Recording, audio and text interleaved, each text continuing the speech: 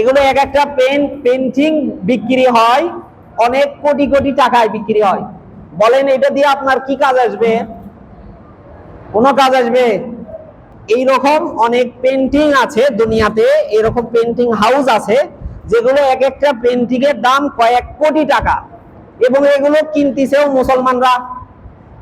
এগুলো শুধু বিধর্মীরা নিজের অর্থ খরচ করছে এমন নয়, মুসলমানরা এখানে গিয়ে নিজের কোটি কোটি টাকা কামাই করে এগুলো সব ওখানে ব্যয় করছে।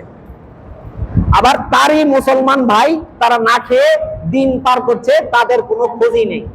এই সমস্ত কাজ করতে ইসলাম, এই সমস্ত কাজকে ইসলাম তো কোনোদিনই সমর্থন করবেন না। বলেন ওই পেন্টিং দিয়ে তার কোনো কাজ আসবে? দুনিয়াতে কোনো আরাম পাবে সে? কোনো শান্তি পাবে? তাহলে কি লাভ?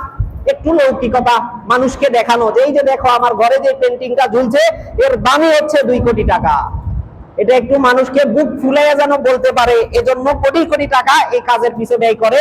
অথচ তারই মুসলমান ভাই অথবা তার ফ্যাক্টরিতে কাজ করে এরকম লক্ষ কর্মচারী সামান্য টাকার জন্য বিনা চিকিৎসায় নিজের জীবন চলে যায়, তার কোনোই খোঁজ থাকে না।